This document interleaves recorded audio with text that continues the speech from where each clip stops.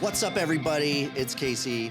We with Danny B, CEO, the CEO Danny B right here. Danny Barajas. That's right. And we got our boy Vince manning the monitor, manning the system. We got the switcher today. We're back up with the high tech guys. How's it going? We're doing good. It's the Most Deaf podcast. They told us we couldn't do it. They told us to stop doing it. They sent us a cease and desist. We ignored it, and here we are. Episode 13, episode 13. Órale. Órale. Is that why we got you on here? I don't know. I don't think so. At this point, I'm just excited to be here. Thanks for having me. Yeah, I really appreciate the support. You know, the DEFF is definitely doing it big, and you know, we already did your filmmaker spotlight thingy. That was one of my favorite ones to shoot. I got to put up the whole thing of that because that was like 40 minutes. It was. People don't know how much me and you. That was. We got deep into that one. Yeah, so we have that's why we're bringing it to you here today. That's right. So that we can get deep today. That's right. You know, people may not know, but you're a deep cat, Danny. Yeah. You know, you get down to the heart of the matter. You get down to business. That's right. I'm a 80s baby, 1986. I'm that generation in between all the bullshit, and we know the bullshit, so don't try to bullshit us. And it's Christmas time right now. It is Christmas time. It's December. I got the you got the Santa hat on. Got the Santa hat on. Yeah, I like it. It's you got the chain on too. You know, Santa came early, right? Ghetto Santa in Redlands. As ghetto as it gets in Tierra Roja. Tierra Roja. No, I'm on the wrong side of the freeway for that. That's true. It's very nice over here. So I wanted to talk about your film, The Offspring. Awesome, yeah. So it's in post right now. Yes. When did you shoot it? We shot it about, Vince, what are you gonna say? Like a year ago, almost now. It would have been last January, if I'm not mistaken. Last January, yeah. Last January. Yeah. All right. And so, how long was the shoot? The shoot was a 2-day shoot. You know, we put together an amazing team. I'm very excited to show it as soon as it comes out. So we'll see where we're going to place it. I think you might be doing something. We don't know yet. Just invite you. Say the word, son. Yeah, you might be doing something, and it would be an honor to showcase it there. Let's see, it was a 2-day shoot. It took me about a month to cast everyone and to bring everybody and select my ADs and my DPs, and a lot of people came together to make this happen. And it's exciting for all the actors that are in it because it was kind of I'm not really in the film as much as I'm an actor first right now, but we're not given so many opportunities out here in the IE. You kind of got to take them. You got to build your own railroad. Yeah, that's exactly right. And that's the whole purpose here. All I did was build a wheel. I got nothing. I got nothing more right now. Yeah. But that wheel's gonna turn into something, and hopefully, we work with you, put another wheel together, and that's it. And we'll have an 18-wheeler pretty soon. We're on the freeway, be rolling. But yeah, and so it's about 15 minutes ish, just shy of 15 minutes. How long was the script? The script was like 22 pages. Okay. Give or take. Some things had to change as you progress through while you're making a film.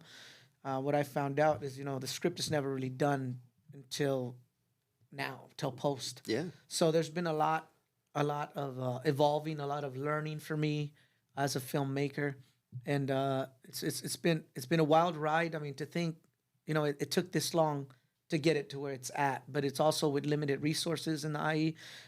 We do the best we can, and that's why it's taking it so long. But man, I say this once per episode though. It's not what you make it with; it's what you make with it. Oh, beautiful! Yes. You know what I'm saying? Like, it's like you don't got to have REs. You don't got to have. I mean, it's nice to have them, right, Vince? But you don't got to have all that. It's like you got to get out there and you got to make it. Yeah. So we got we had our DP was Brian Lopez.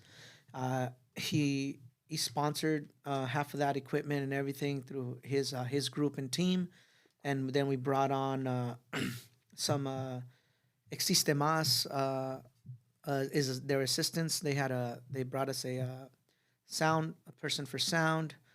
They brought Vince in as well to do focus pulling. So he came on board and helped out there, and that's kind of the What you guys shoot it crew. We shot it on a red, right? on Julio's Komodo. I No. believe it was No, Brian's. Brian. Brian Never Lopez. read. He has his own Komodo, and All right. he brought out the equipment. He brought out another amazing team, a great team of gaffers. They brought out all the lights, man. All pulled out all the stunts. They did a phenomenal job. Sorry, guys, I don't remember your name right now. That those guys did an amazing job. Before we get too deep, you got to tell people what is this film? What is it about? Okay, so The Offspring is it's a werewolf vampire murder mystery. That's the character settings and the story, but it's more set not so much as like you're seeing a vampire movie as much as these people just happen to be vampires and these people just happen to be werewolves and you're in their world and it's kind of like Twilight, my cousin. I thought of it more as like rival gangs more Yes. than specifically about werewolves and vampires. Yes. Or, you ever seen Blade 2? Yes. Yeah, that kind of has some of that element to it, you know what I'm saying? Where it's like the vampire kind of gang thing to it, and then like it reminded me a lot of like parts of The Godfather with Sonny getting ambushed in there, you know what I mean? Right. Like that's kind of what I thought of after watching it a little Beautiful. bit too. Yeah, absolutely. By the way, make sure that mic is talking to that mic.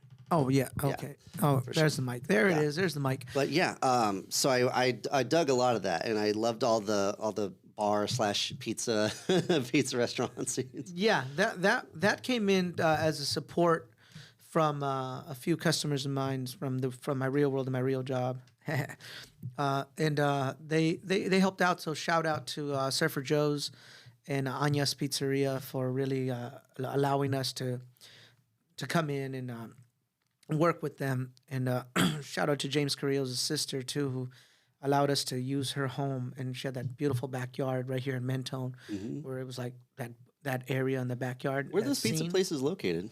The pizza place is located in Surfer Joe's just closed down here in Redlands. They provided the food for us on our first day, so shout out for that to him. Mina, shout out, thank you. And then so they provided food, which is great because like that's the IE supporting the IE, and we're grateful for that because they're supporting filmmakers by doing that. And then Anya's Pizza in Rancho Cucamonga, off Victoria. Yeah. Go get some pizza. It's fire. The wings are amazing. But that's the thing about shooting out here is that so many businesses are so friendly to Yes. filmmakers, where it's like you got two separate businesses. Yes. You got someone to let you into their home. Yes. It's like me and Vince have worked on several location shoots of businesses. Revival Arcade, big shout out. Romero's Boxing, big shout out. And that's going to lead me into the next thing. We'll get back to The Offspring, but this is one of the things I like to talk about is everybody I know who's into film has other tangential interests or that they come from a background of something else kind of and got into film. And you've been a martial artist for a long time. Yes. Yeah. So tell me about that because you've done MMA training, you've done boxing, you've done what else? So I'm glad, not many people know that about me, but yeah, since I was 16 years old, I've been doing boxing and mixed martial arts. I trained all over the IE, and at one point I was at the Unbreakable gym, if you guys remember that, with Mr. Unbreakable, Brian Warren. And then I did MMA. I had my own boxing gym when I was 17 years old. My coach just left one day after training me after a year and said, "Here are the keys." Left me the keys to the gym, and I ran the gym for a whole year. I had better coaches come in and help me run the place because obviously I didn't know that much. But Pollo Lara back in the day, shout out to Pollo Lara and the Lara family. They were a big boxing community around here. They knew what's up. Pollo had like over 100 fights as an older man. And Chuleta Lara, his son, he's out there still doing his thing. They gave me the gym. I ran it for a while. After that, I went over in American Sports University had opened up downtown. It was called ASU. Dr. Wong down there was trying to build this big university downtown. Never really worked out. But the whole thing is they had an MMA team when I got there and a Taekwondo team. They actually had some top stars there. They had a couple of Pan Am national champions there. They had James Muntasiri, who eventually made it into the UFC, had a 3-fight contract, did very well. And shout out James. I know you're out there. You're probably not going to see this. And if you ever do, shout out to you. I'm very proud of you. Now he works on, he's living our dream, man. We're trying to be like him. He's working as a stunt coordinator for Hollywood. So he's been on tons of movies, all the John Wicks, all all the rock movies. Actually, he's in the rock movie right now that just came out. He's like playing an MMA fighter in there. Oh, the 'Cause Smashing obviously, Machine? On the Smashing Machine, he's Yeah. in there. I forgot what guy he's playing, but he's on there. And you know, this is a little bit of the history of the people I've been blessed to be around. So I did MMA, I did boxing.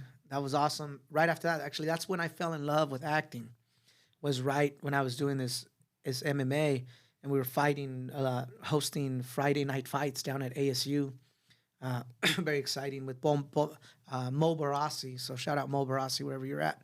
And then we had a couple fight nights. It was great, but then things just fell apart there. More things came in. It wasn't the same for us. We moved on. But before I moved on, I walked into the Fox Theater in downtown San Bernardino because that's where our location was on 3rd Street. And we used to just walk around the Fox Theater because it was good. They were going to turn it into a school, and never did. Yeah. And we walked in. Is that the same place as the School of Hard Knocks Wrestling? Now, yes. That's the downstairs, Yes. right? Underneath the Fox Theater? That's where that's at now, Yeah. yes. Yeah. And so in the Fox Theater, I walk in one day, and this is where the dream begins for to pursue acting. Aldo Alduce, an MMA fighter, thick, big, buff guy, is like singing. He's singing in the middle of the theater. He's just like up there and singing because there was no one around. Yeah. And I'm walking in, I hear, "Oh, be joyful, oh, be jubilant." He's singing the most theatrical song he could sing. It's a little Christian or Jehovah's Witness song. Yeah. And I'm like, "What the heck are you doing, dude? You're singing?" And he goes, "Yeah." And this guy's this big, muscular, tough guy. And I'm like, "What the hell? You sing, bro?" He goes, "I tap dance too." And he hit a time step. And I was like, "What?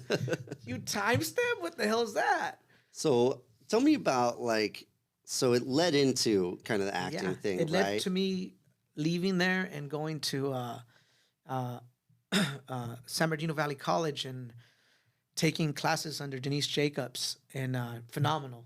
I don't know if you guys know her, but she was in Thriller. She was in Grease. She was definitely a top person here in the IE. People know her out here in the IE. She ran that department for over 30 years till she passed away. R.I.P. to Denise Jacobs. But she taught me theater. I did a couple of productions with her. I did You're a Good Man, Charlie Brown, and Godspell. And she really got me out of my little homeboy attitude of just being a little kid from the neighborhood, and allowed me to accept the arts and accept how I could express myself. And it allowed me to, that's what theater did for me. It brought me out of my. So then how did you go from the theater, and then you got into film acting too? And then now you're directing as well. Yeah. And what's the pathway that got you into directing? So I left it for a while, for a few years. I became a dad, and I was just busy with life. And then one day, one of my coworkers is like, "Dude, I go to this class in this room in Murrieta where I got the real McCoy."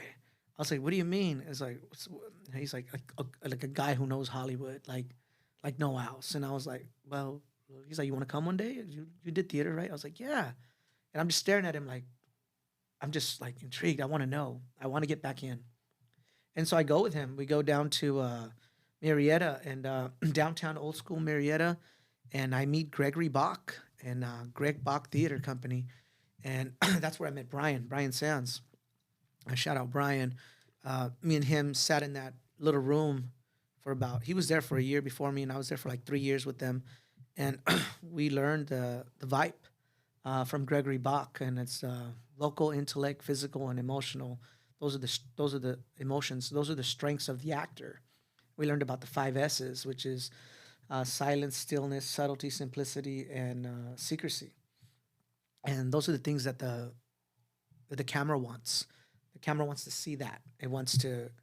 That's what attracts the audience to the actor. And so that's more specific to film acting, right? That's the technique of film acting. Yes. Because, right, I know a lot of people who bounce back and forth between the two things, Yes. but it's important to know there's 2 separate disciplines. Yes, you got to know what ball you're playing with. Yeah. And that's the thing. Is like most people are great actors and they have many techniques or many approaches, but they're lacking techniques. They lack the understanding of why they're doing what they're doing when they're doing it. Yeah. So when you understand the vibe, you understand your vocal, you understand your intellect, you understand your physical attributes, your emotional cues.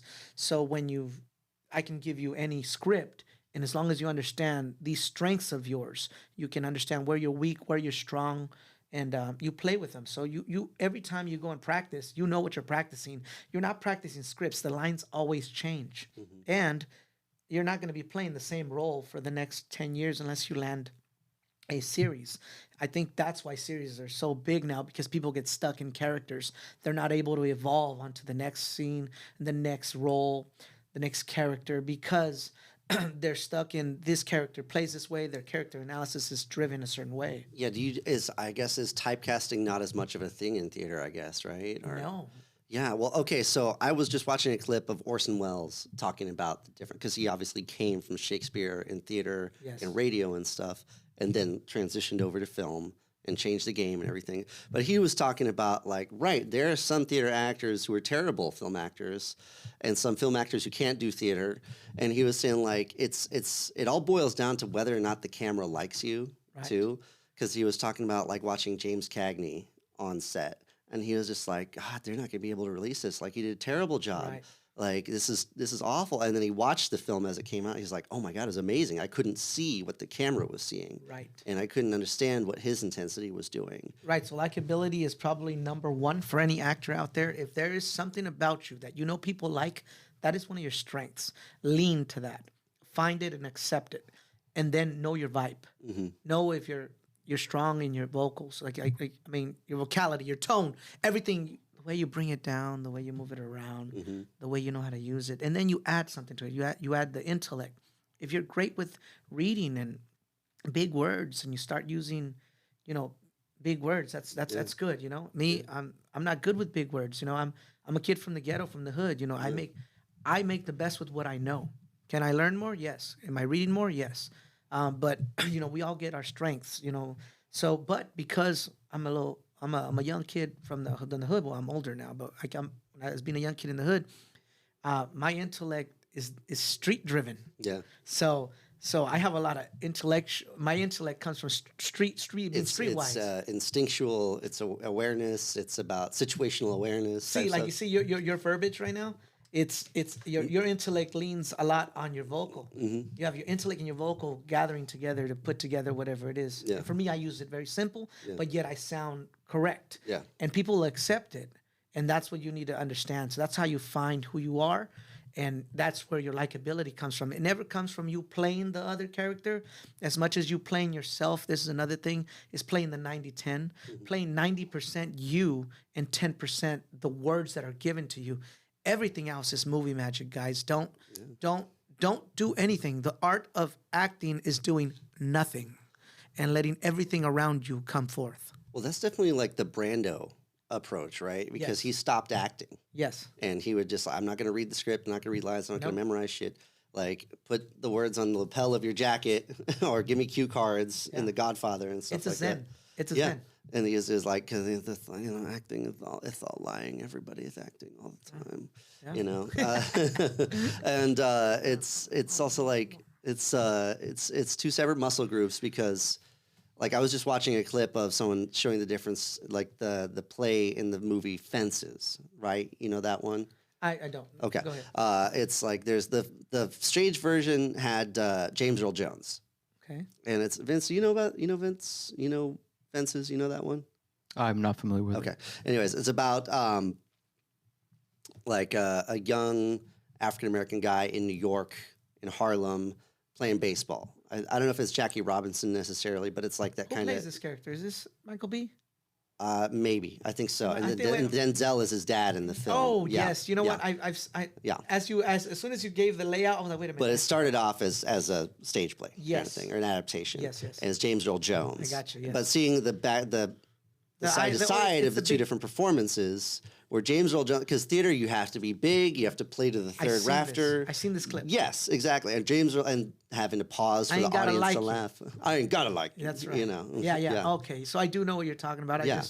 I just brain farted for a second. That's okay. But, and then seeing the difference between how Denzel played it versus James Earl Jones. James Earl Jones, theatrical, big, uses that diaphragm, you know what I mean? Denzel, I'm from around the way. Well, here's another thing. I mean, James Earl Jones is a big theater guy, right? Yeah. So is Denzel, and people don't know. Yeah. But what they both did, and if you notice, they are very subtle. They are very still. Yeah. and they bring nuances to every performance. Well, because James Earl Jones is, of course, a classic all-time film actor too. Where, you've seen Conan the Barbarian, right? Yes. Thulsa Doom is like, what is steel compared to the hand that wields it? You know, like it's stillness. The stillness and the subtlety. Yeah. You know, when you asked for likability and you said that the camera needs to like you. Yeah. So that's what allows the audience to come to you. When you're still and subtle in a fantasy world behind the camera, what the people are seeing is just chaos. But if you can be the piece in the chaos that is in front of them as they're about to watch, you know, the sound comes on, and then you've got, you know, lights, you've got some verbiage, it's in the middle of the desert, and then you see a guy just standing there with a sword. If the scene starts with this guy wielding his sword and jumping around and everything in full action, you can't have anything else, or it'll distract from that. Yeah.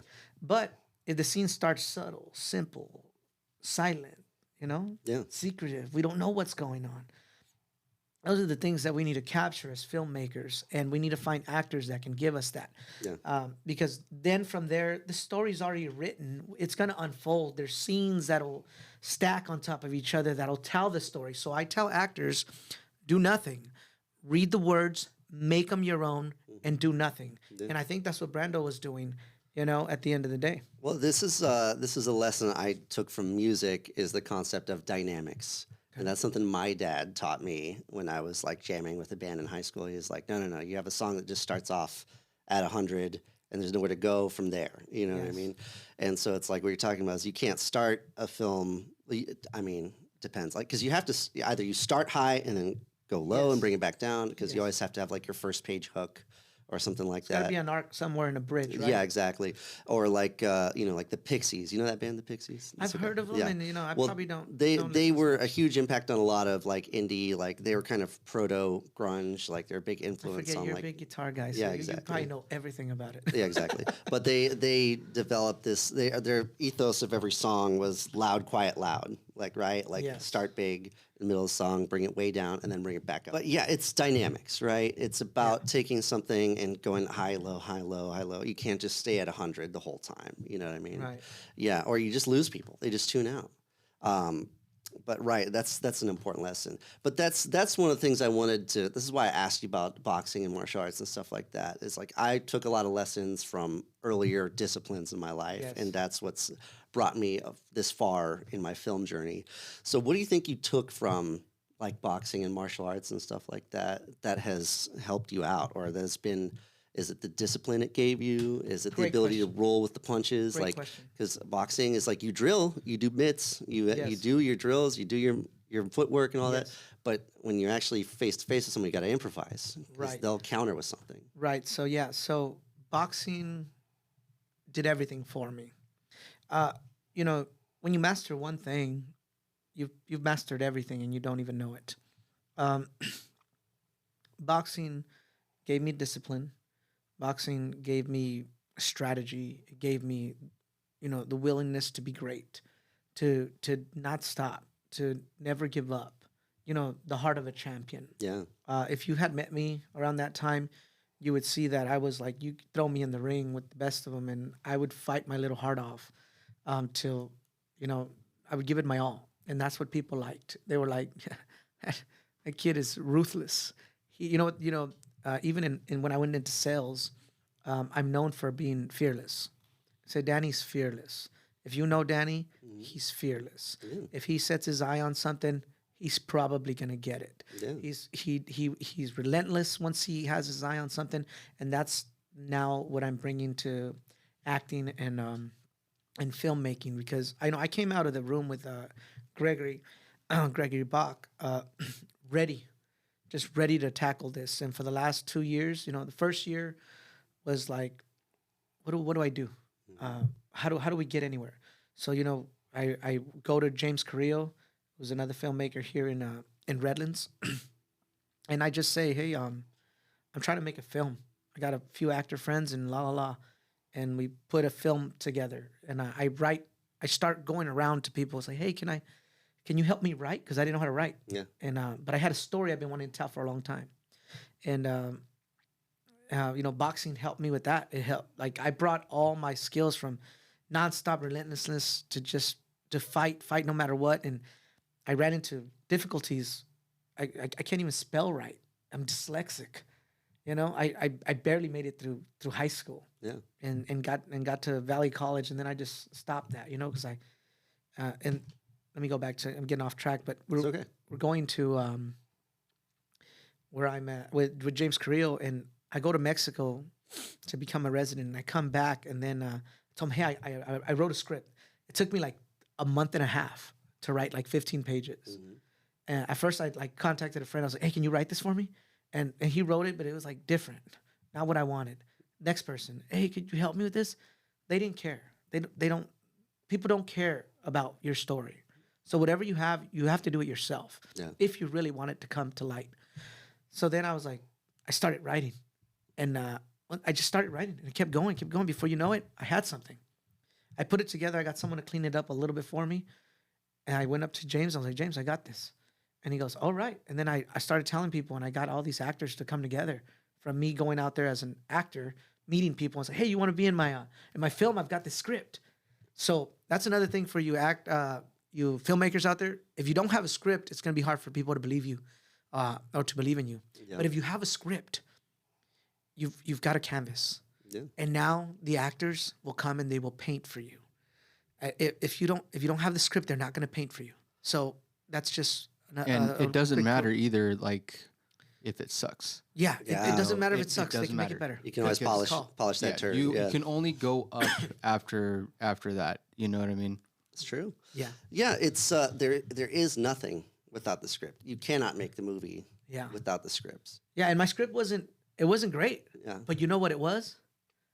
It had a lot of passion behind it. It had me with my boxing instincts and my newfound knowledge from Gregory Bach, ready to tackle anything. Yeah. And I found myself a good DP that could do it all. So James is that kind of guy. He could do it all, and we came together and we made Lost Empire in 2024. And then the film festival started out there in San Bernardino, the IFF. IFF. And I got someone else. I got Brian to edit this, and then we finished it and we're like, what do we do with it? Yeah. And just the next month, the IFF showed up. And we're like, what? Dude, it's like meant to be. It's IFF. We're the two kids that have been taking these classes, learning how to be filmmakers and actors. Let's put it in, bro. Expecting nothing. Just excited for people to see our film.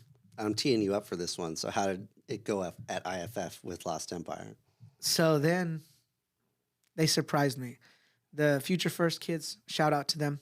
They're from the IE as well. They put this whole thing together, and in accordance, and they worked with Connections, Arts Connection. Arts Connections. It was with Garcia Center. It was that with year. it was with this year. Garcia Centers? It was with Arts Connection. yes. So, yeah. I just want to make sure I share the love and shout them out. But yeah, Garcia Center and them, and they surprised me with just an award for best filmmaker out of all of them, and I was like, wow. Well, I now I look back at it and I was like, it wasn't that great, but you know what it was? It was good enough. It had 10% of every mark you have to hit to make a decent film. And they saw that. And that's another thing that I have to say, so that new filmmakers can get those cojones to jump out there and make it and make their first film. Because if I hadn't done all that, if I hadn't just written down the script, if I hadn't gone and chased down locations, chased down James Carrillo's, and chased down all these actors to come together and then put on the production and just go through with it, we don't show up to the IFF, and we don't get an award and get recognized. So my thing is, jump. Don't wait. You'll never be ready. No. Don't wait for permission. Yeah. Don't wait for permission to live the life you want to live. Yeah. So I jumped, and then we show up. I go out and learn a lot more and do a lot of acting for the next year. And then I said, I'm going to write something else. And then this time, guess how long it took me to write The Offspring? Less time. way less time. Yeah. So my creative juices now have been fulfilled. They've been nourished because of everything I've experienced the first year, that I feel like I could do anything. So I go and I write a script in about 4 days. There you go. Yeah. Did you have like a deadline or anything, or is it just that it came out like that? No, I don't. Here's the thing. So my approach is I don't believe in deadlines. I'm nothing, and out of nothing, something will happen. That is another thing of the Gregory Bach way. The vibe, the 5 S's, and nothing. We go to nothing. Complete silence. That is how we start the teaching of acting, because when you go to nothing, something will happen. And when something happens, it's the only thing that we're watching.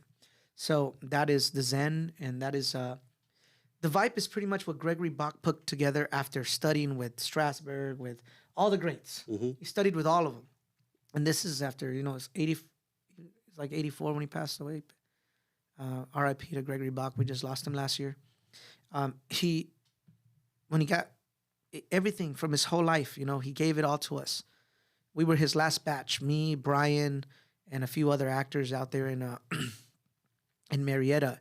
And Gregory Bach, people don't know this, but I mean, some of his first students were Kevin Costner. I mean, the guy trained Kevin Costner, his first acting coach, and Scott Wolf. And these guys are amazing directors, big timers. And like, they learned the same basic stuff that I did. And Gregory told us, Greg said, he sat there in the room and watched me and Brian work, and he said, "You're the untouched." And I was like, "What do you mean?" The untouched. We thought it was funny. We're like, "Oh, Hollywood hasn't touched us yet." and that's what he meant. He said, you haven't been touched by Hollywood. I was like, "What do you mean?" He's like, "Because you're from the IE. You guys aren't like, oh, you don't understand. I have actors that I trained in Laguna Hills for years that were just like, they walked in like they were the biggest fucking stars in the world, and just because their mom was paying me $500 for a session. Yeah. Here you guys are in this little room," he'd say, "paying me $40 just to keep doors open, just because I ain't got nothing better to do now that I'm retired here in Marietta, and you guys are giving me gold. You're taking all my knowledge, and I'm so happy. And you're my last batch, and I'm happy to give this to you." Isn't that beautiful? That's it reminds me a lot of a lesson I learned from my guitar teacher, my maestro, Antonio Joaquin Arezaga. Yeah. And because I came in and I'd already been playing guitar for a long time, and I thought I was hot shit, and I came in and I was like, "You can't tell me nothing." And he didn't even play for me. He just showed me a video of him playing at a concert. Showed me in the whole class. Right. And because this guy too, it's like he had a pretty unique look, I'll put it that way. But he was wearing like a Chinese shirt, like with the knotted buttons and stuff, and had like this dyed black hair, like just all giant long hair going all the way down his back. It looked like Steven Seagal, but like my height, And so he was like, "This fucking guy." Yeah, that's a funny look. Yeah, this fucking guy, And it was like, "All right, you guys don't believe me?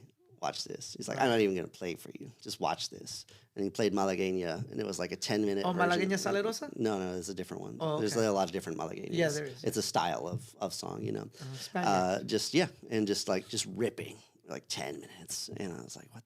Holy cow!" And then I was like, "All right." Was it like the Kill Bill? That's Malagueña Salerosa. Salerosa. Yeah, no, it's a different one, like a traditional one. Oh, I got you. Flamenco. Flamenco. Okay. Yeah, and so he was like, I came to him like, "All right, okay, master. Yeah. Forgive me, master. Yeah. I didn't know. I was not familiar with your game. Yeah, when you've met your master is when you let him slap you. Oh yeah. Yeah. It's in any martial art. If you go to karate or kung fu, it's And you like, say, all right, I "Thank think I know master." what I'm doing. And he just like Master, just master. does one of those and flips you on your head. It's like, oh shit, like okay. Yeah. But he was telling me like, no, you came to me with the full cup. If I try to pour anything into that cup, it's just gonna flow out over Yes. the top. You have to empty the cup to learn something new. Yes. And you have to humble yourself. Yes. And that's the same lesson. You know what I mean? Like you didn't come in like you already knew everything. Right. And You know what? We all have that. We all have that though. We're all arrogant we all have egos. Yeah. So the whole style and the whole approach of nothingness is that we trigger instant we kill the ego instantly. The moment you walk in to learn the vibe is, we're gonna do nothing now. Why? Because the actor wants to act. It's time to act, guys. Yeah. You know. All right, It's here we go. Here we go. I've been waiting all Camera, week. Lights. Yeah. I'm waiting all day I can't for wait this. to say Now my we can do one it. line. Yeah. My one line. Yeah. And the truth is, if you do nothing and you just say the line, it's believable. Yeah. But if you're waiting to say the line, I can see you're waiting to say the line. Why? right. Because the camera is so focused. It's capturing you in, what is it? Little fragments, little pieces. Yeah. So it's catching everything. So the more subtle, the more still, the more silent, and then you say your line, you do a good job. As Sir Ben Kingsley said, the camera hates acting. Yes. Yes. Don't act. They always say, that's where that's why the vibe breaks all this down, because it breaks it down. It dumbs it down to where you have the foundation to build. The vibe isn't a style of acting as much as the foundation of acting. The understanding of where and why you're going where you're going next. So once you understand that, then you can bring in all the mumbo jumbo crazy wildness that's out there in styles and approaches, because they're all favorable and they all work and they're all being used out there. The Meisner way and all these what are these ways?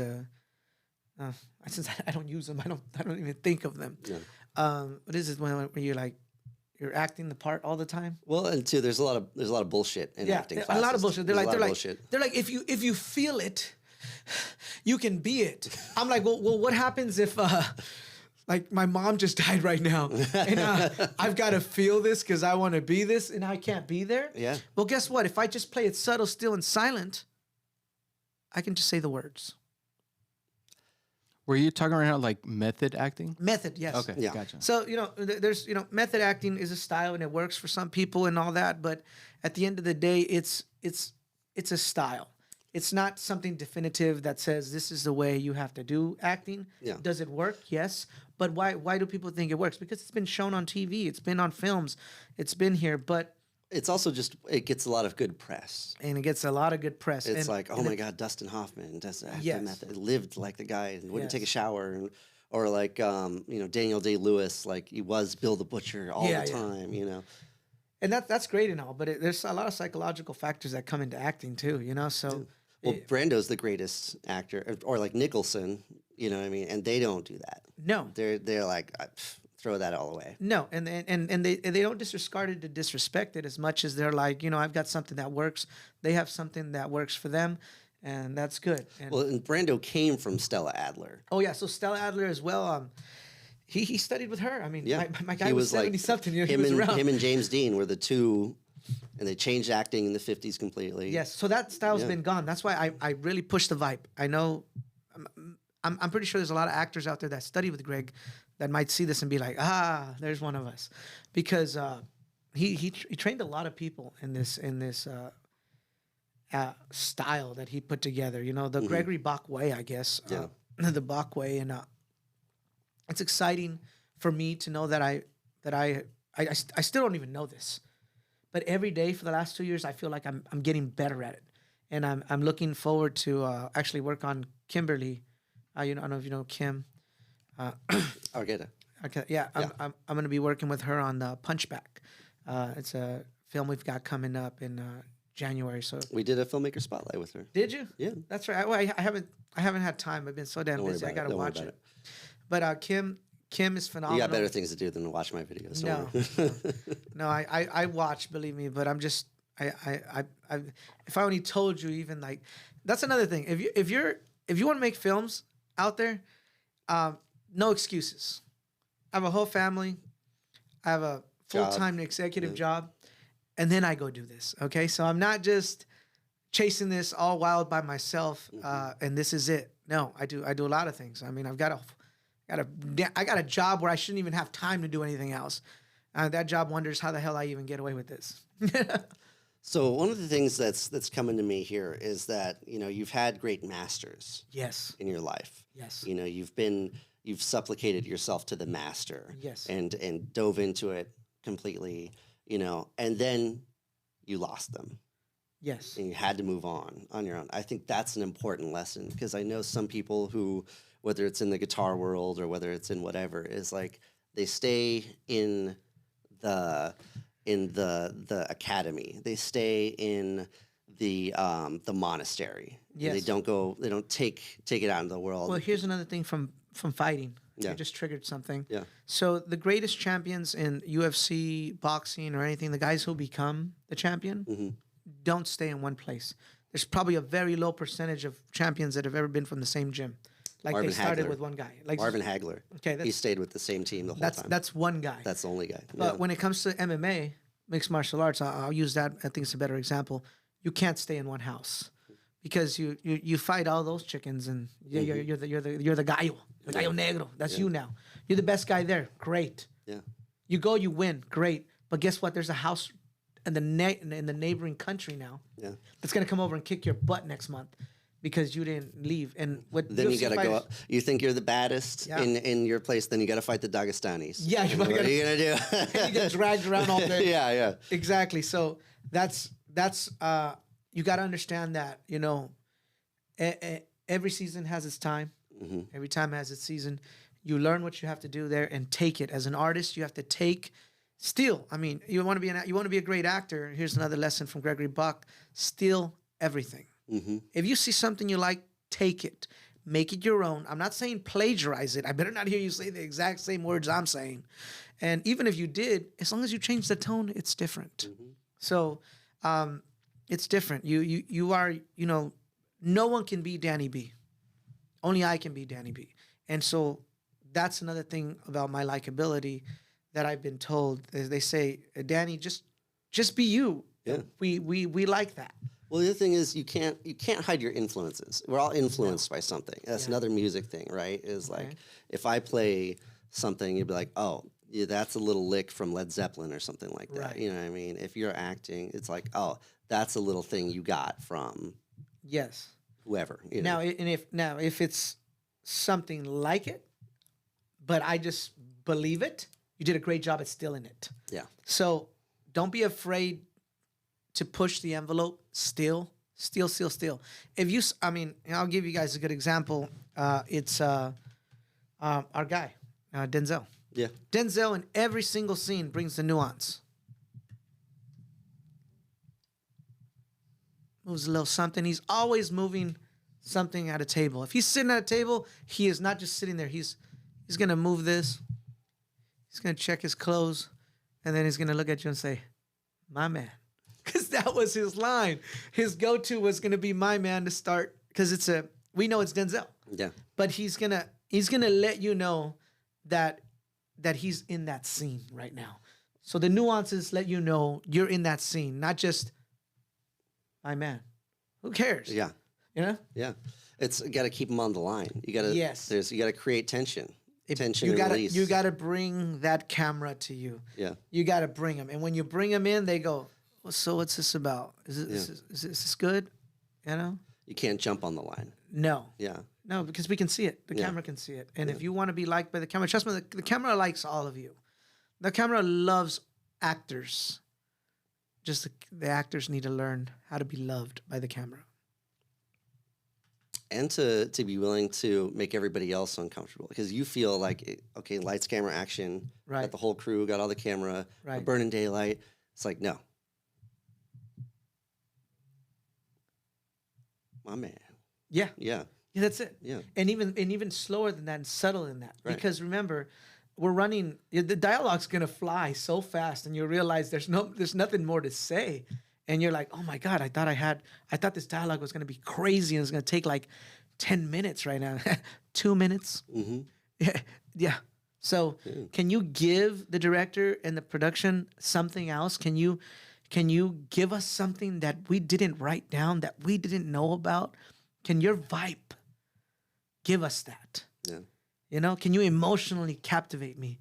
Can your intellect strike me? Yeah. Can your physicality pull me to you? Can your vocal give me a sense of fear, a sense of something that makes me want to, like, let's say, you know, when people work on their vocal skills, you know, these voice actors, you know, they take you into a complete, there's this little cartoon, it's a little cartoon doodle. Mm-hmm. and they change their voice when it's time to play Little Roger. Hey guys, this is Little Roger, and I'm live from the podcast here at the DEFF. But the character is now given life just because you were willing to go there. Yeah.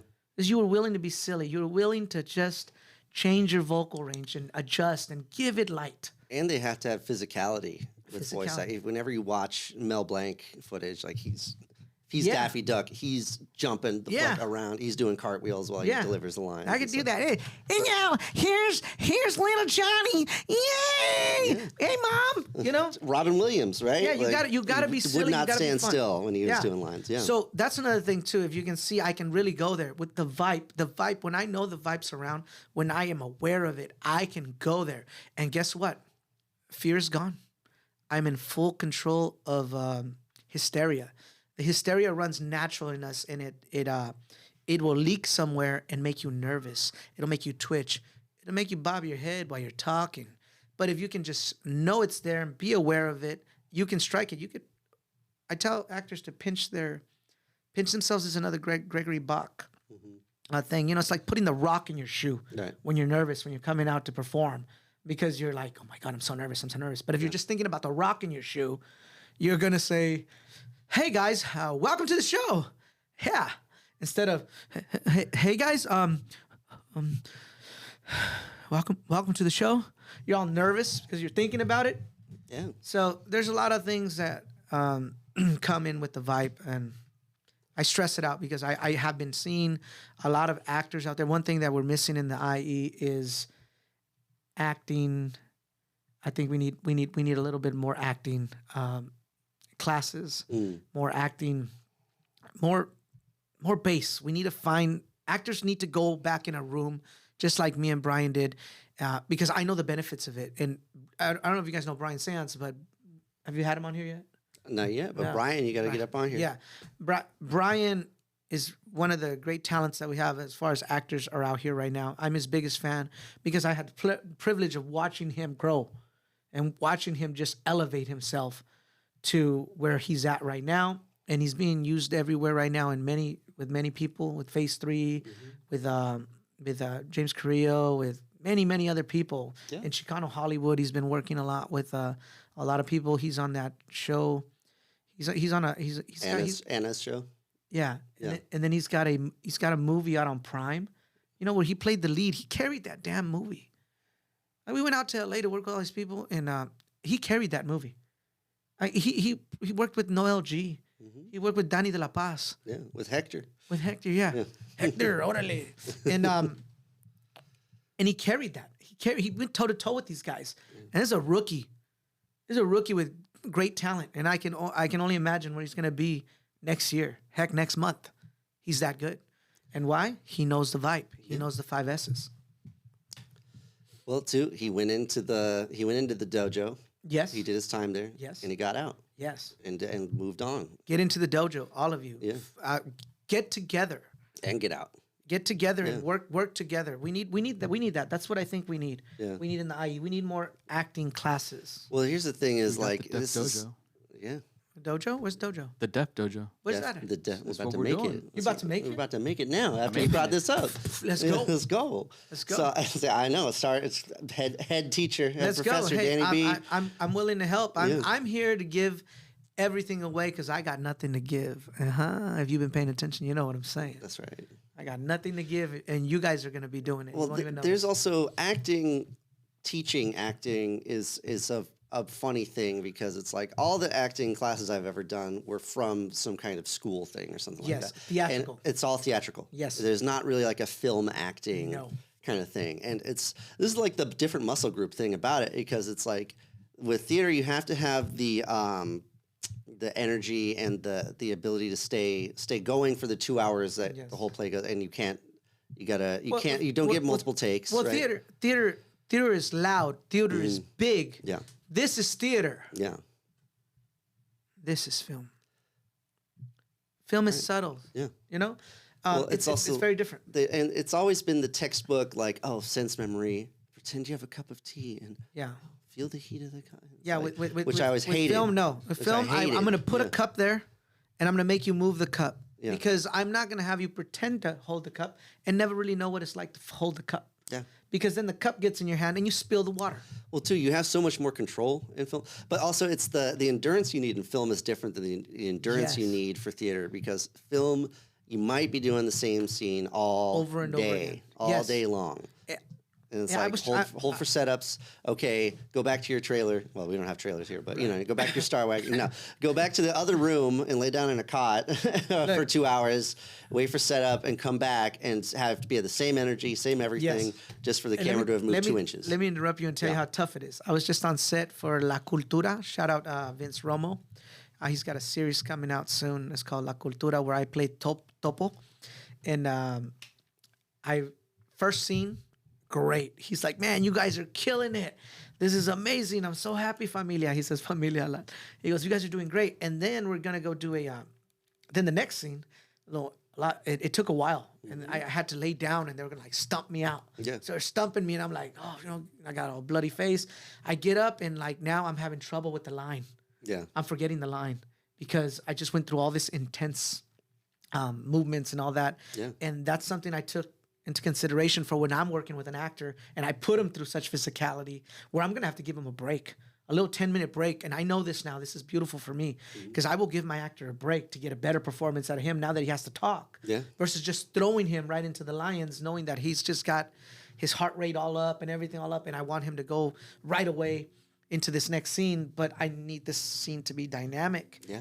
And no, I'd rather start him fresh and build him up again because I just stretched him out and tired him out. Because here's another thing when you're doing, independent films. Normally a stunt man would do that, right? Yes. So your actor's ready to deliver his lines when he's next. Anything that's not walking, standing up, or sitting down requires a stuntman, basically. Yeah. It should, but we gotta do what we gotta do. Because the artist has to present, top tier performance right now, and he just got off the ground. He's getting up. He's like, what was the line? The line completely went out the door. Yeah. I pulled it off, but I could tell that the production was like, come on, get your shit together. And I'm like, I don't think sometimes production takes that into consideration that like, look, you see what he's doing? Yeah. He's on the ground getting fake stumped out right now. They're putting blood all over his face.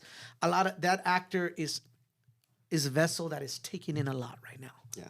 And he has to get up and deliver lines right after that. Yeah. So that's why there's stunt people. I understand that because that's a job itself, Yeah. So, and then makeup comes in and all that. I'm like, all this is happening. So, be prepared for that, actors, when you're out there to voice yourself, because I didn't in this situation. I really wish I did. I think my performance would have been better, even though I did okay. I don't know let's see when it comes out. But I think it would have been better because I felt it. So if you feel something as an actor, definitely speak up. Because if you don't speak up as an actor, remember, it's your fault. Whatever goes, it's your glory and your fault, whatever ends up on that lens and ends up on that screen. So let's pivot a little bit away from the acting talk. Yes. And I want to, this will bridge into it, but it's that as a director coming from acting and then directing other actors, you can't take the steering wheel. You can't act for them. Correct. Right? And you can't tell them, no, say it exactly this way. Correct. I mean, some people do that. Never. And I've had directors shout at me like, no, you're supposed to do it this way. No, if you want to be the actor, then get in the suit and you do it yourself. It's a hard job. Yeah. Acting to me is probably the hardest thing in the world. No. It's very hard. No, writing is. Writing? Writing's the All hardest right. job. Writing. No, acting's just as hard. No, but you gotta be naked out there. You gotta be naked in front of everybody when you're acting. Yeah. Yeah. Yeah. Well, remember, you are the vessel to your story. Yeah. You don't. It's like I guess if I consider acting to be one of the tough. I'll say this, one of the toughest jobs. Yeah. When I'm not gonna take all the Top credit for two you, toughest jobs for all the actors out there. I'm just juicing y'all up. Yeah. Like y'all need any more juicing, but yeah, acting is one of the hardest jobs in the world. Why? Because the writer, the production, everyone is leaning on you right now in your performance. That's why I want acting to be a bigger thing, because if you're not performing to your best, you're doing yourself a disfavor and everyone around you. You're not respecting the art because you decided to just not know your lines and show up like I did that day. I'm throwing the pebble at myself. Okay, so if you feel it, hit yourself with it, and get with it. You know what I mean? Because at the end of the day, we need to do our jobs. We need to know our lines. We need to practice. We need to speak up, and we need to bring something. Something. Start with nothing, and something will happen. You already know. You already know what to do. Once you've rehearsed, that's why I rehearse all my actors. So as a director, I rehearse all my actors. Oh yeah. If I have anything I'm going to put forward, it's going to be rehearsed. There's no here's your lines and I'll see you there because you're an Academy Award winner. Nope. Nope. I don't care. I don't care. I don't care who you are. When you show up, you're nothing. Yeah. That's what I expect. Well, and they should supplicate themselves. Be like, Yes. okay, I'm here to be a vessel to the vision. and all I that. understand too. I'm not disrespecting anyone. The nothingness is just a rolling gag with me. I'm letting you know that if you start from nothing, you're gonna be something. So don't show up trying to be the cup full. You know. Yeah. I know your cup is full. I just want you to Dump it out. I just dump it out I'm just gonna for dump it this out when it year. gets here. Yeah. I don't care that you just won an Oscar on your last film. Yeah. I want you to show up to this film. Well, it's a good You know? precedent to set though too, because as a director, you're the captain of the motherfucking Enterprise. You're the Captain Kirk. You know what I Yes. mean? Like, and everybody's gonna look to you Yes. about what to do next, where to go next. And if you don't, or if you're mealy mouthed, or if you're like, have you ever heard this joke before? How many first time directors does it take to change a light bulb? No. I don't know. What do you think? I don't know. That's the joke. That's the joke. First time directors, I was like, "Did you like that? So the camera, was that okay?" It was like, "Okay, sound, was that good?" Like, no, like you have to Yes. say we're doing it this way, Yes. right? So that just brought up something. So Yeah. when I was directing The Offspring, it's technically my real director's debut. I just put everybody in place. I let everybody do their job. Yeah, we have to delegate. Directing is delegating. Yeah. And one thing I did not do as much as that as a first time director.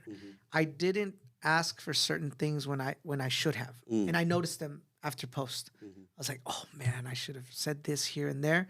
But I gave my my AD a lot of freedom because I had done my job with my skill. And my skill was my actors, making sure my actors did a good job. That was what I wanted to get out of this. I knew that the team I had assembled was going to do their job, and I let them do their job. So that's another thing I also learned. But you learn something negative and something positive from everything you do. And my negative was that I should have said a little bit more certain times, but my DP was very, very more skilled than I was. So he did check in with me. Are you sure? Because I'm not going to be this and that, which I appreciated a whole bunch. We're not going to be able to go back and do Yeah, this because again. is that what you want, Danny? And he would go, is that what you want, Danny? Are you okay with it? Because I'll do it again. What do you want? Yeah. And he kept telling me, what did I want? Yeah. And that was a beautiful thing. Which is nice because I've seen other DPs, if the director wasn't strong, would start directing for them. Yes. You know what I mean? I've seen that a couple of times. Vince, you know what I'm talking about.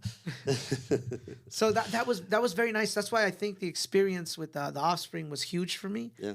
Because we had a lot of things happen during The Offspring that just were like, what the heck, you know? For once, like there's when you guys see the film, there's this part where they're chasing the werewolf character, the guy who gets murdered, and the whole setup for the scene. And we were supposed to chase him in quads and have a good action scene because what good vampire movie or show isn't good with a good action scene in between, right? Yeah. And then we couldn't get the quads at the last moment, so we had to pull off what we could, and we did what we could. Yeah. And you'll see what we did, and it's kind of like, I know what shot you're talking about. you're too. like, if you had that right there, some quads chasing that right there, and I would have gone into more detail and more of that would have been great. But that's how I had it. Yeah. And when the guy, since you've seen it, when he goes like this and looks at him, he was supposed to be on a quad riding by and just that and that do the howl and all that. Yeah. And so that would have been great, right? Then we had a bridge shot where we were set up to go to this bridge right here. Was it the How Midtown ready Bridge? do you think you would have been for blocking a chase scene with vehicles and all that? Like, Because that's a lot. It would have been a serious, lot. I that's wasn't, serious stunt you know work. what? And that's another thing too. Yeah. I knew I wasn't ready for it, so I didn't push it. Yeah. I was okay without it. So filmmakers, don't be afraid to make your film, even though that you don't have that actor you wanted or this that you wanted. Because I didn't have that, and I still did it. And it's important to push because too, if you're like a first time director and you're like, oh man, I don't want to make people do things they don't want to do. I don't want to be a bad guy. I don't want to be a hard ass. It's like you gotta, and not to be abusive or whatever, but it's like sometimes you have to put your foot down. Always. I think what makes a good director is you're a big manager, bro. Delegating. You're just making sure nobody kills themselves. If It better not. It better not be okay with people killing themselves. If it goes smooth, That falls on producer, and I produce a lot, so that does not help. there you go. Vince was there. You know, Vince was focus pulling. Vince, what you got? Anything to say on The Offspring? It was a great experience. It was first day seeing, and I learned a lot, and been doing it for a lot of other productions ever since. Yeah. Bought my own kit, and it's been working out pretty good. Beautiful, Vince. I didn't know I was your cherry popper. That's what's up. That's right. That's what's Vince, up. I gotta ask you. That makes me want to talk about something in particular that I learned from a recent shoot. What would that be? How much do you think a crew member should have their own equipment? Should invest in their own stuff? Honestly, it's really just how dedicated are you going to be to this at the end of the day? It's, I have the luxury right now of being able to take time off to do all productions from my regular day job. Yeah. With that, because I do invest a lot into all of our productions that we do. Always let my kit, go wherever it needs to be used. I don't mind. I don't charge. Probably will soon, but pay some bills, bro. I gotta pay bills. Yeah. Yeah. But you bring the value with you, right? Like, and I think I've worked with some people who have none of their own equipment, and they show up and they're like, okay, where's my stuff? Like, what do you got for me? Right. Well, a lot, because I understand that, because you just assume, especially when you're doing no budget, low budget stuff, independent stuff, that stuff will be provided. But there's a reason why it's low budget, is because none of it gets provided. We kind of lean on each other for a lot of these things of... Not even pizza, bro. Not even pizza. Not no. even pizza, yeah. BYOB. Yeah. Hey, I brought them chicken. I brought them pizza. You did. I took care of It everyone. was delicious. Yeah, it was good stuff. That's an Freezing important- cold, but it was delicious. That's an important thing as a Feed your director. crew, and man. feed them well. Feed them 'Cause well. If they're on I've your been- shoot, you should make everybody Hey, feel like a king. Yeah, not to throw shade, but I've been on a bunch of small productions where they got like old candy, old chips and Recycled stuff. from like 4 sets Yeah, ago. yeah, and I'm over here like, you know what? People aren't gonna want to work if you ain't feeding them, dog. Like, dirty ass water yeah, bottles. but trust me, like I'll go out of my way. Luckily, I'm in the food business, and I'll go out of my way to set stuff up to where we get some food, because you get a nice piece of chicken in you or a nice good pizza, you're gonna feel better about the next 2 hours that are coming at you. Dude, that goes a long way, and Yeah. and obviously on these low budgets, a lot of us don't get paid for this stuff. Yeah. But we're just dedicating our time and Yeah, volunteering feed our them well. time. Don't be cheap, guys. So you filmmakers. And that's gonna be the difference between 6 months when you ask for another favor. Yeah. I'm gonna be like, yeah, I don't know. It depends. What are you gonna feed me? yeah. Good. I'd like birria tacos, please. Hell yeah. But yeah, I think too is that there's an expectation of some people of like, well, Roger Deakins doesn't need to bring his own Zeiss Master Primes with him on set. That's part of the budget. Like, Yeah, when you can show me Roger Deakins' work, then you don't have to. yeah, exactly. Yeah. Yeah. Then I don't expect you to show up. Well, if we were expecting to work with Alexa LFs and Vince. Zeiss Master Primes, and then you can show up with that attitude. Yeah, exactly. Yeah. Vince, I got a question for you. Since you were there watching me as a director, how'd I do? I mean, I think everything went pretty smooth. But is there something that you saw where like, hey, Danny, yeah, you should try this next time, or? Sorry. Honestly, man, for me specifically, it was a lot. I was doing a lot. Okay. being first time, Right. you know, first AC and all that stuff. But you and I would have these conversations because we were actually on the same monitor. Yes, correct. You know, we didn't have the right equipment at the time where something happened where I didn't have a specific focus pulling monitor. Correct. And then a director's monitor separate for you. But I remember at times you would be sitting right behind me when I'm like, you know, this close to the monitor trying to get that pulling done. And then I would hear you talk and you know, these moments of you trying to I guess with the actors of you Looking at what they're doing. yes, look at what Yes. they're doing, and then you verbally saying their part and they're like delivering right as you're doing it. So Right. I'm observing that while trying to observe monitor.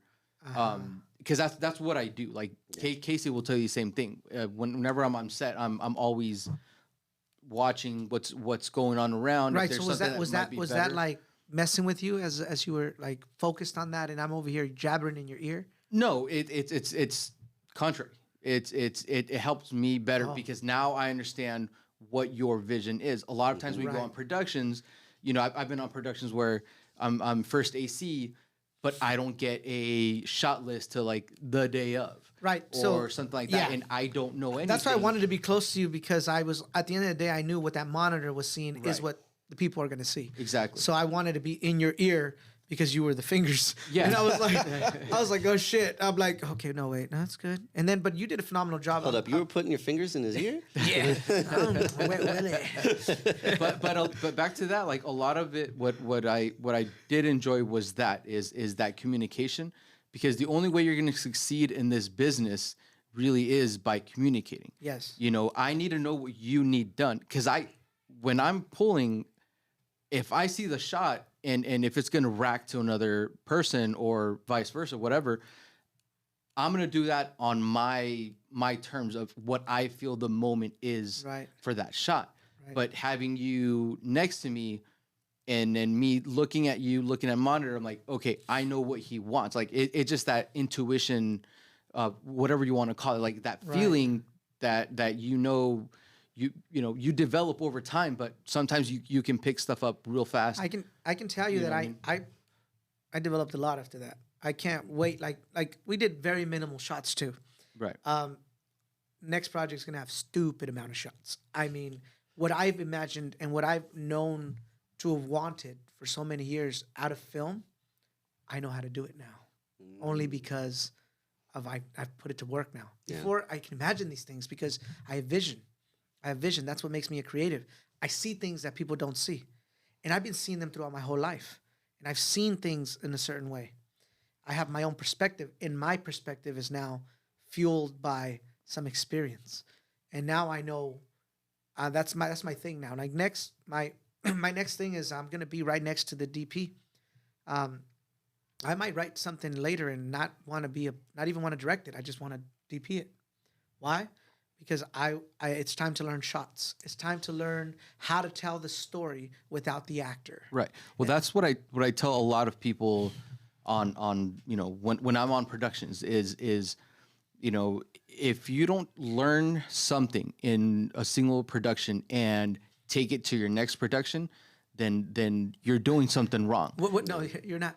You're not doing anything, because because that's my goal. My goal is to, you know, I learned a lot from Lost Empire, and then I went on a few sets and I learned stuff from other people, and then I went back and did The Offspring. And my goal with The Offspring, honestly, you guys let me know if I hit it, was just to take my knowledge and understanding of filmmaking to the next level. If I thought I hit 10% of each bracket with Lost Empire, excuse me, I just wanted to get to where like I raised my bar another 10% on every single part, which would be it, you know, the shots I was getting, the acting within that shot, the coloring, the reasoning, the story, the dynamic, the build-up, does the story, I obviously tell decent stories. I'm like, okay, but I want my story to be better. So I ended up injecting more more character development to the actors. So my writing now is more with like more detail, but I still left because this is just a teaser pilot. So there's still a lot in between this. But from the few people that have seen it already are like, oh man, what I want to know what happened here or what happens. Like, it's pretty good. So Right. it's there, and I was like, wow. So I'm super excited for all the actors in this because I really believe that they all have a character, even within like a minute. They have a character, and that's what we all been lacking in a lot of the short films, indies I've been watching. There's a lot of great shots, great lighting, great.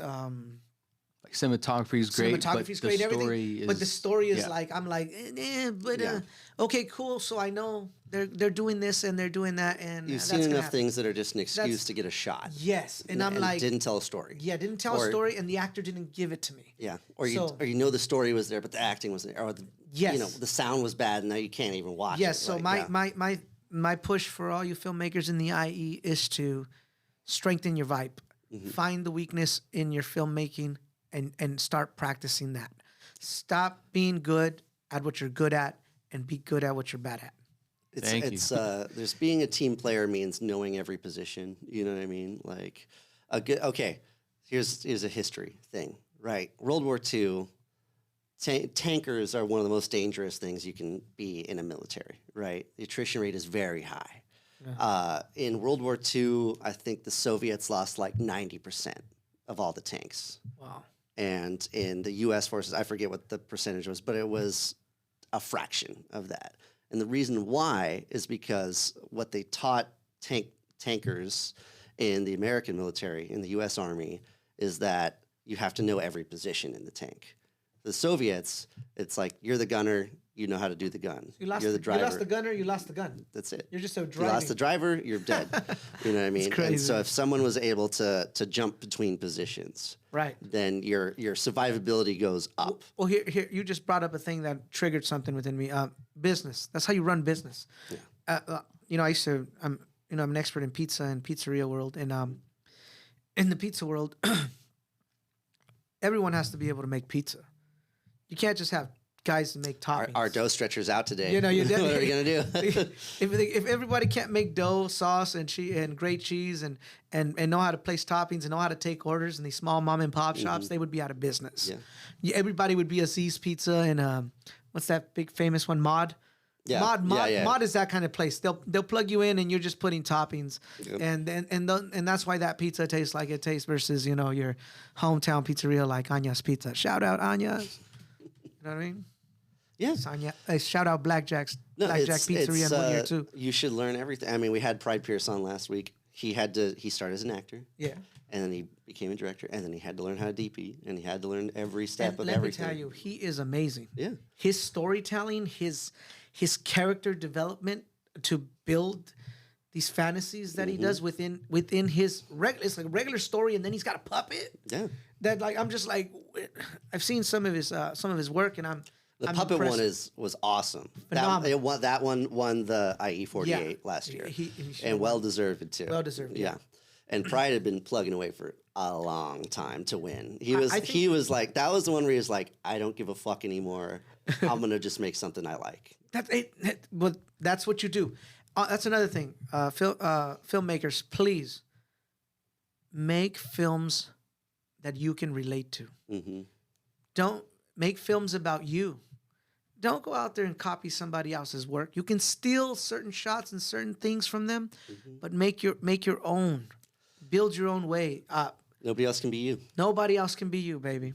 That's right. That's right.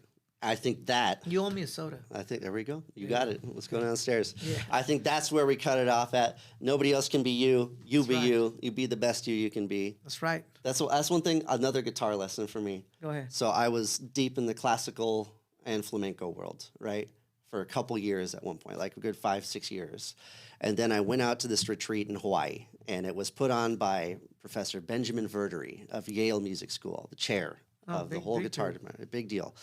And I was there with guys from like San Francisco Conservatory of Music, from Yale Music School, from Chicago, from all these conservatories and big music schools from around the nation. And you know, I was sitting around in a hotel room or apartment, I think, with a bunch of guys talking about the best way to file their nail and the exact way to have the technique and all this stuff. And I'm just like sitting there and I'm watching them like, but these guys are all the same. They all sound the same. They all play the same. And I realized, you know what? I don't want to be the best, but I want to be the best CLB. That's right. The best Casey Lee Ball. Yeah, that's what I've done. What I'm doing, I haven't done it yet because I'm still rolling, right? I'm still going. I'm finding ways to be myself, and I'm finding myself a little bit more every day, and that gives me the courage and to keep going. If the moment I'm not being Danny B, I'm doing myself a disfavor, because only you can be you, baby. I like that. That's it. I like that. All right, put it there, old pal. All right. All right. See y'all next week. Hold on. yeah, We're not done. We're not done. Let's plug in your guys' socials, please. That's right. Tell us where they can find you, Danny. Thank you, Vince. Thanks, Thank you, Vince. producer. So you can find me at CEO_Danny B on Instagram. That's pretty much CEO, Chief Executive Officer. Yeah. Danny B. Yeah, that's me. I gave myself that nickname because I care. I care that much about anything I'm involved in, and if you're the CEO of anything, it means you care, because you've got to, if you're going to be running something big like that, you know, you've got to give a damn. You've got to be the leader, not the boss. You've got to be willing to play all positions, even though you're held at the highest. You got to be willing to go in the back and wash the dishes, throw out the rugs, and you know, hand out the product. And if you can do that, you're going to be very successful in business, and your acting, your directing, your filmmaking. And remember, guys, the whole goal of this is that at the end of this day, this is a business, and I'm pretty sure all of y'all want to get paid. So Let's go. All right, and we'll get all your links down below. Yeah. All right, everybody, make sure you smash that like button, hit that bell, hit that subscribe. Bunch of on likes. the DEFF. Better see this Check hit us like a out, million. DEFF.foundation. That's the website, Instagram, And please donate. and please donate. It's wait. Christmas. It's time to give. oh yeah, I need at least $1 from everybody. I need a whole $1. Let me hold something. Yeah, donate, people. Turn your pockets out. Come on. Hey, don't make me. I'll make you an offer you can't refuse. Then come to me and let the damn my done. Now, come on, give me an orange. Now, make me bring out my orange. I gotta get the cat in here. And say, come to me. Will you tell me this? All right, y'all. We had a good Peace time, out. bro. Peace. Peace.